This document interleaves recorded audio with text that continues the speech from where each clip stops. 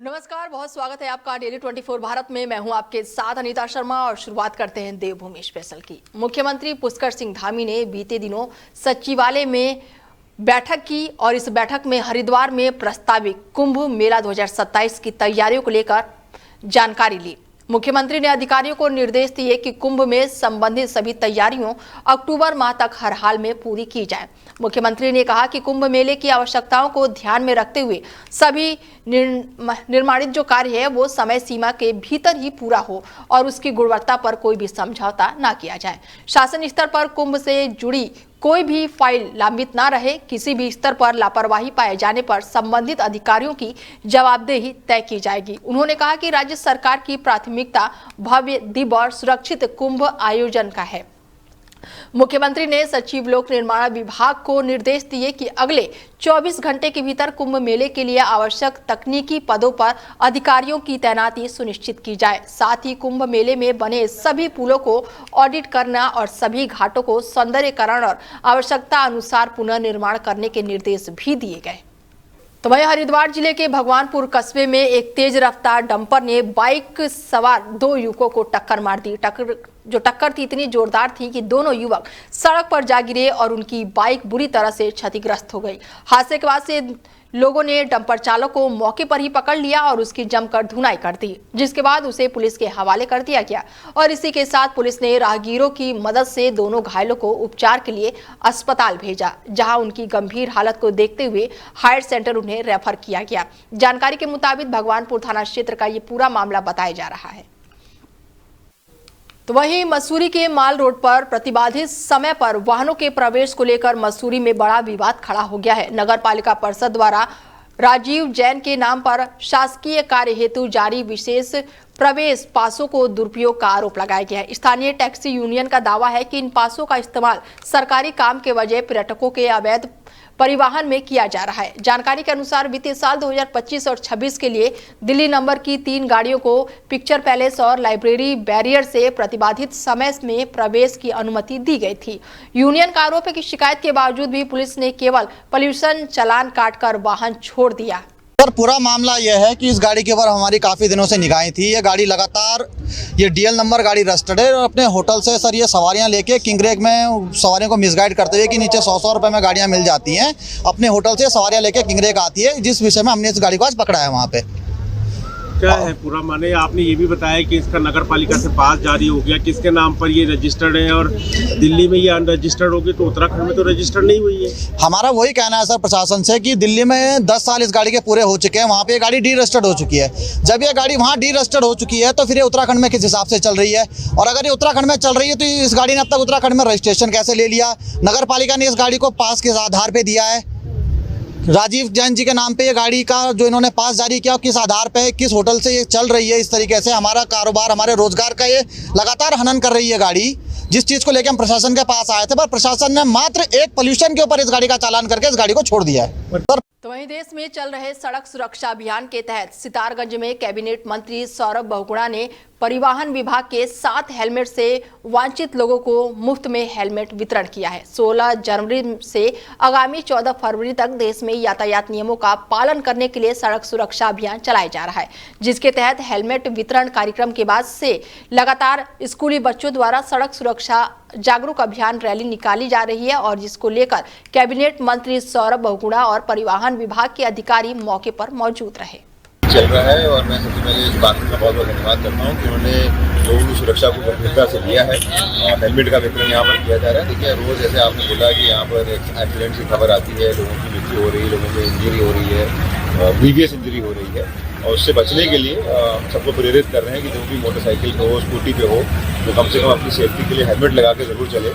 ये उसके जीवन के लिए बहुत ज़रूरी है, उसके परिवार की देखरेख, जब किसी के घर पे हादसा होता है पूरा परिवार प्रभावित होता है।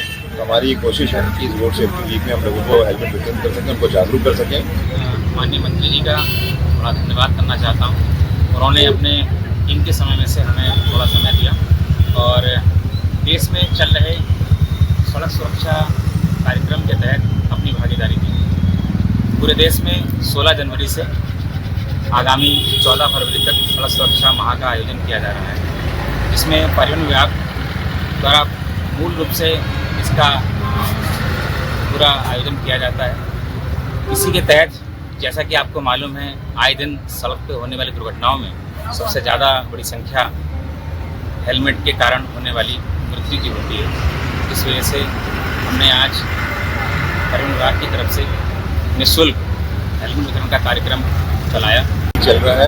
तो वहीं उत्तराखंड में आज मौसम का मिजाज बदलने वाला है। प्रदेश के अधिकांश क्षेत्रों में सोमवार को दिन भर बादल मंडराते रहे, जबकि ऊंची चोटियों पर हल्के हिमपात और निचले इलाकों में कहीं कहीं हल्की बारिश दर्ज की गई। मौसम विभाग के अनुसार आज भी प्रदेश में इसी तरह का मौसम बने रहने की संभावना है। प्रदेश के कई पहाड़ी जिलों में हल्की बारिश और ऊंचाई वाले इलाकों में बर्फबारी की संभावना है, जिससे तापमान में हल्की गिरावट दर्ज की गई है। मौसम विभाग के अनुसार उत्तरकाशी, चमोली समेत कई जिलों में बारिश होने की संभावना है। वहीं देहरादून, बागेश्वर, टिहरी, रुद्रप्रयाग और अल्मोड़ा में भी कहीं कहीं बहुत हल्की सी बारिश होने के संकेत है। तो वहीं शिवरात्रि के उपलक्ष्य में लगने वाले रामबाग मेले की तैयारियां जोरों शोरों से शुरू हो चुकी हैं। मेले के लिए मैदान में झूले और अन्य मनोरंजन के साधन लगाने का काम जो है अब तेजी से शुरू हो गया है और इसके साथ ही मेले में लगने वाली दुकानों को जगहों का भी कमेटी आवंटित कर दिया है। और आपको बता दें कि ये स्थिति जो है करीब 300 साल पुरानी प्राचीन शिव मंदिर क्षेत्र की आस्था का प्रमुख केंद्र है। हर साल शिवरात्रि के दिन लाखों की संख्या में शिव भक्त पहुंचकर यहाँ पर जलाभिषेक करते हैं और पूजा अर्चना कर अपनी मनोकामनाएं मांगते हैं। प्रशासन और मेला समिति भी श्रद्धालुओं की सुविधा और सुरक्षा को लेकर तैयारियों में जुटी हुई है, ताकि आने वाले भक्तों को किसी भी प्रकार की कोई परेशानी न हो। मेला ये 50 साल पुराना मेला है। आदिवासी शिव मंदिर रामबाग, यहाँ बहुत पुराना मेला लगता है और यहाँ हम लोग डीएम कोर्ट से परमिशन लाते हैं और मेला लगता है 15 तारीख से शिवरात्रि चालू है और इस टाइम से मेला चालू होगा। इस मेले में लाखों लोग आते हैं, हजारों की तादाद पे श्रद्धालु लोग आते हैं, जल चढ़ाते हैं और बड़ा धूमधाम से ये मेला चलता है। इस मेले में हर मोड़ मोड़ में कैमरा वगैरह लगता है। लाते हम लोग और डीएम कोर्ट से पुलिस स्टाफ वाले आते हैं, सब रात को भी ड्यूटी चलते हैं उन लोगों को, दिन को भी ड्यूटी वो लोग करते हैं और सीआरपी गार्ड वाले भी आते हैं और जो फायर ब्रिगेड वाले गार्ड भी वो लोग भी आते हैं इस मेले में। वॉलंटियर यहाँ हम लोग गांव के कुछ लोग आते हैं, बंगाली समुदाय के लोग और कुछ बुक्सा समुदाय के लोग, हम उनको वॉलंटियर बनाते हैं मेला। और अब आपको सीधे लेके चलते हैं देहरादून, जहां पर मुख्यमंत्री एकल महिला स्वरोजगार योजना कार्यक्रम में मुख्यमंत्री पुष्कर सिंह धामी ने शिरकत की है। क्या कुछ कह रहे हैं आप, चलिए आपको सुनवाते हैं। लगातार समर्पित होकर नई नई योजनाओं को लाने वाली हमारी सभी प्रकार की औपचारिकताओं को पूरा करवाने में भी आप सबके लिए बहुत संघर्ष करने वाली मातृशक्ति की प्रतीक महिला बाल विकास, महिला सशक्तिकरण एवं अनेक विभागों की मंत्री आदरणीय रेखा जी और मंच पर उपस्थित सचिव श्री चंद्रेश जी, बंसीलाल जी और सभी अधिकारीगण बाल विकास विभाग के और सभी जनपदों से आई हुई सभी हमारी मातृशक्ति, हमारी बहनें, मैं सबसे पहले तो आज के इस विशिष्ट कार्यक्रम में आप सब प्रदेश के कोने कोनों से यहाँ पधारे हैं, मुख्य सेवक सदन में आप सब पहुँचे हैं। मैं सभी मातृशक्ति को कोटि कोटि प्रणाम करता हूँ और आप सभी का मुख्य सेवक सदन में आप सभी का स्वागत करता हूँ, आप सबका अभिनंदन करता हूँ।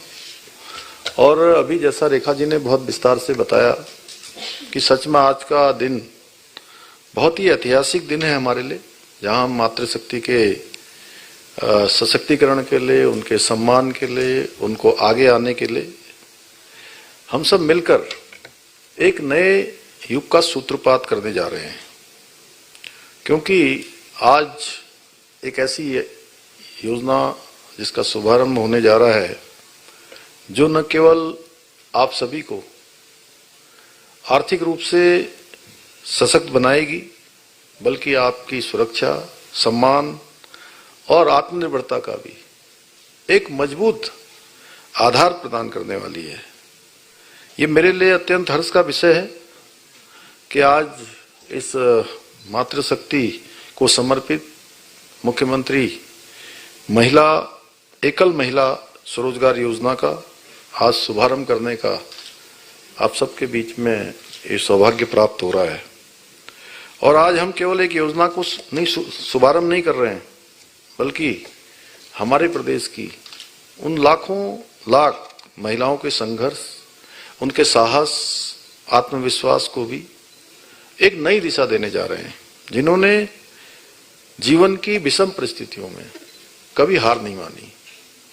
और सच में वैसे भी जो है, कई बार जो कठिन चुनौतियां होती हैं, कठिन अवसर होते हैं, वो हमारे लिए वो चुनौती, वो कठिन समय, जब हम साहस से काम लेते हैं, आत्मविश्वास से काम लेते हैं और अपने ऊपर भरोसा करते हैं और भगवान के ऊपर भरोसा करते हैं, तो वो सभी परिस्थितियां, स्थितियां, चुनौतियां, कठिन समय हमारे लिए एक अवसर बन जाता है, अपने को प्रूव करने का अवसर बन जाता है। और सच में आप सब लोगों ने अपने आप को प्रूव किया है, अपने को सिद्ध किया है, और सरकार आपके साथ खड़ी है इस योजना के माध्यम से। और आने वाले समय में आप सभी लोग हमारे राज्य समेत, जैसा रेखा जी कह रही थी, हमारे राज्य समेत पूरे देश की जो हमारी मातृशक्ति है, जिनके सामने कठिन स्थितियां, परिस्थितियां पैदा हो जाती हैं, उन सभी के लिए प्रेरणा का स्रोत बनने वाली हैं। और हमारे शास्त्रों में कहा गया है कि शिव भी तभी समर्थ हैं जब वो शक्ति से युक्त हों, क्योंकि शक्ति के बिना कोई भी सृजन, कोई भी सामर्थ्य संभव नहीं है। इसलिए नारी शक्ति के सामर्थ्य के बिना कोई राष्ट्र और कोई समाज वास्तविक उन्नति की कल्पना उससे करना संभव नहीं है, जब तक कि हमारी मातृशक्ति हर दृष्टि से मजबूत न हो, आत्मनिर्भर न हो, उनका सशक्तिकरण न हो। इसलिए नारी शक्ति के सामर्थ्य के बिना ये संभव नहीं है, क्योंकि जब एक महिला सशक्त होती है, मजबूत होती है, तो न केवल अपने परिवार को और समाज को सशक्त बनाती है, संवारती है, बल्कि देश और समाज की उन्नति में भी बहुत महत्वपूर्ण योगदान देती है। जहां स्वयं आगे बढ़ती है, वहीं दूसरों को भी आगे बढ़ाने का काम करती है। इसी क्रम को ध्यान में रखते हुए हम नारी शक्ति की सशक्तिकरण की दिशा में एक कदम उठा रहे हैं। मुख्यमंत्री एकल महिला स्वरोजगार योजना के अंतर्गत हम उन एकल और निराश्रित महिलाओं को संबल प्रदान करने का प्रयास कर रहे हैं, जो जीवन की जिम्मेदारियां अकेले उठा रही हैं। और इस योजना के माध्यम से महिलाओं को उनकी रुचि और उनकी आवश्यकता के अनुसार स्वरोजगार या व्यवसाय शुरू करने के लिए अधिकतम 2 लाख रुपए तक की परियोजना स्वीकृत करने का प्रावधान किया जा रहा है, जिसमें 75% राशि हमारी सरकार के द्वारा सब्सिडी के रूप में, सहायता के रूप में प्रदान की जाएगी। और मुझे ये बताते हुए हर्ष हो रहा है कि आज इस योजना के पहले चरण में 6 जनपदों बागेश्वर, देहरादून, नैनीताल, पौड़ी, टिहरी और उधम सिंह नगर की हमारी 484 मातृशक्ति को, हमारी बहनों को पहली किस्त के रूप में 3 करोड़ 45 लाख रुपए की धनराशि सीधे उनके बैंकों में अभी ट्रांसफर हो गई है। जब आपको अभी आपका फोन बाहर मिलेगा तो उसमें आपका संदेश आपको प्राप्त हो जाएगा। ठीक है ना बैंक वालों? ऐसा तो नहीं है ना कि कहीं ऐसा ना हो कि मैं यहां से बोल रहा हूं और बैंक में पैसा नहीं गया है? चेक करवा लीजिएगा अभी है।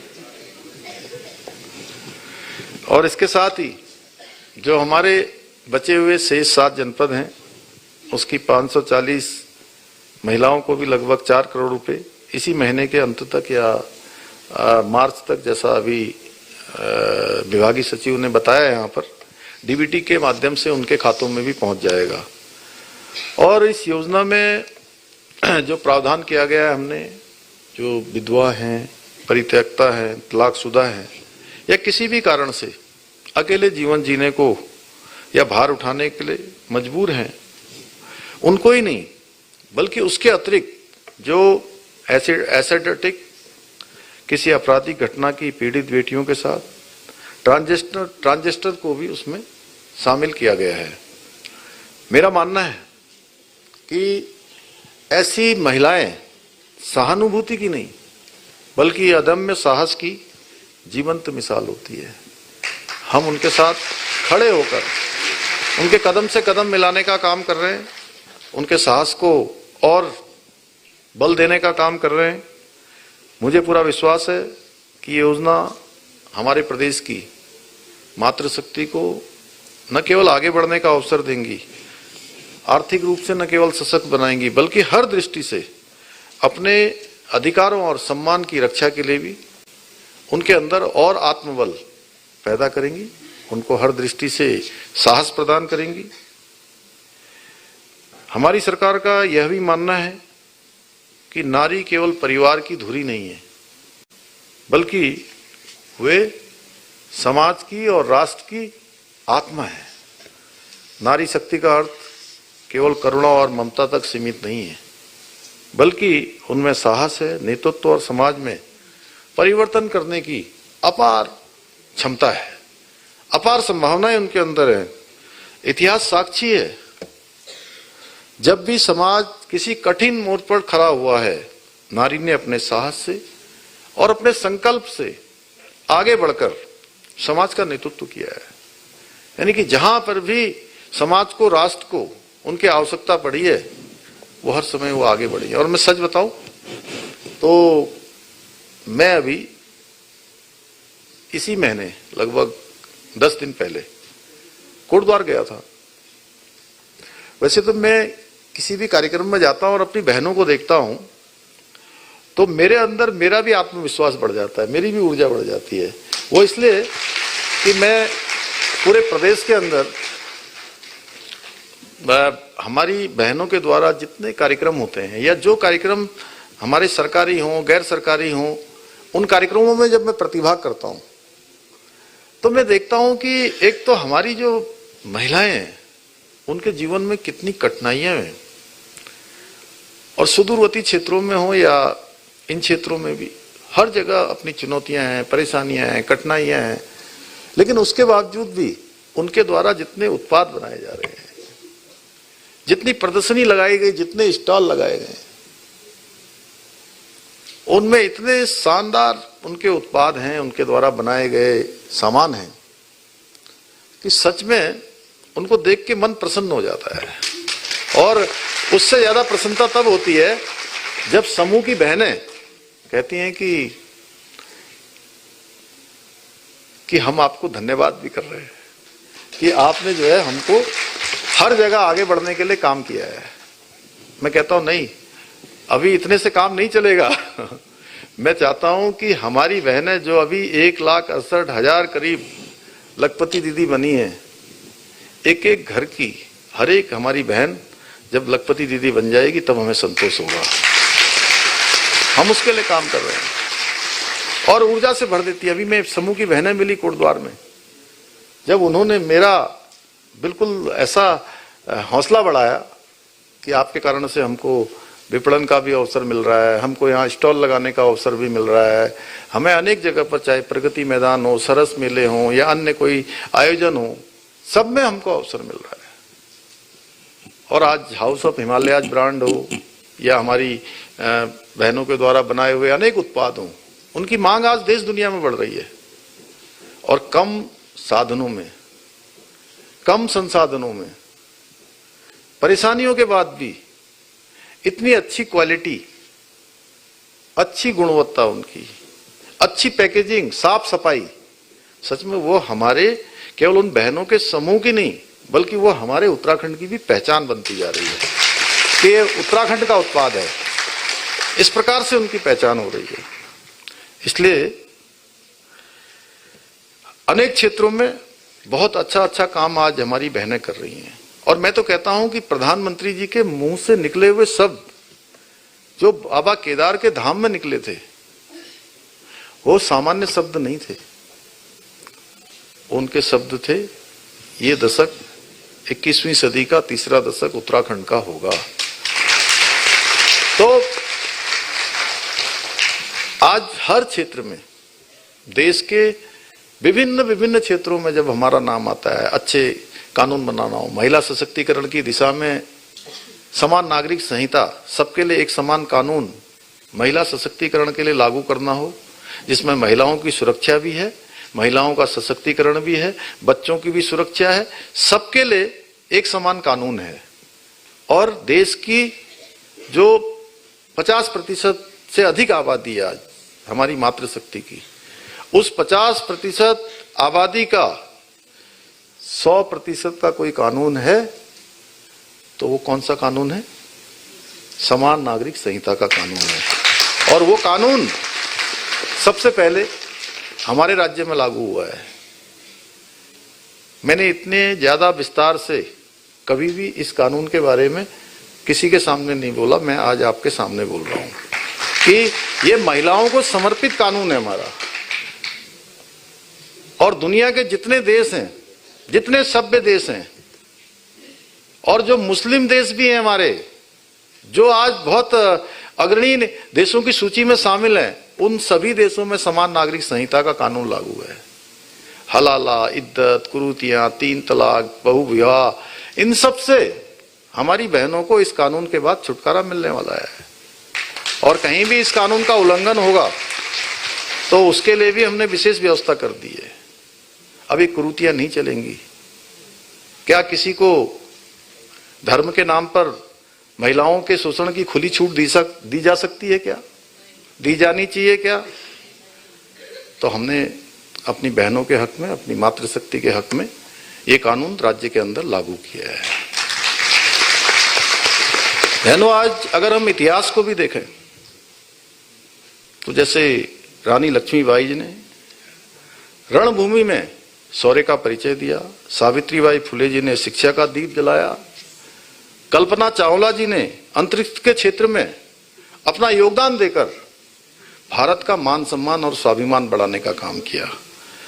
और आज की नारी खेतों में अन्न उपजाती है, प्रयोगशालाओं में नए आविष्कार करती है, अदालतों में न्याय की आवाज उठाती है, और खेल के मैदान में हमारे तिरंगे को शान से आसमान की ऊंचाई तक पहुंचाने का काम करती है। नारी शक्ति अब केवल सहभागिता तक सीमित नहीं है, बल्कि नेतृत्व की भूमिका निभा रही है। वे निर्णय ले रही हैं, दिशा तय कर रही हैं और भविष्य गढ़ने का काम कर रही हैं। चाहे वो चंद्रयान 3 की मिशन की ऐतिहासिक सफलता हो, महिला क्रिकेट का विश्व कप जीतना हो, राष्ट्रीय रक्षा अकादमी से पास आउट होना हो, या फिर सेना या वायुसेना में अग्रिम पंक्ति में। आपने देखा जब ऑपरेशन सिंदूर चल रहा था तो दोनों ही जो महिला पायलट थी हमारी, वही जो है पूरी सब जानकारियां हमको दे रही थी, कैसे कैसे हमारी सेनाएं किस प्रकार का साहस कर रही हैं, किस प्रकार का कर्तव्य कर रही हैं, किस प्रकार वीरता से आगे बढ़ रही हैं। ऐसे सभी मोर्चों पर आज हमारी मातृशक्ति काम कर रही है। हमारे देश की महिलाओं ने अपने हुनर से प्रत्येक क्षेत्र में अपना लोहा मनवाया है। और आदरणीय प्रधानमंत्री जी के नेतृत्व में नारी तू नारायणी के साथ मातृशक्ति के कल्याण के लिए और सशक्तिकरण के लिए आज देश में निरंतर काम हो रहा है। देश की आजादी के बाद पहली बार मैं कह सकता हूं कि सभी सरकारों से अधिक काम प्रधानमंत्री मोदी जी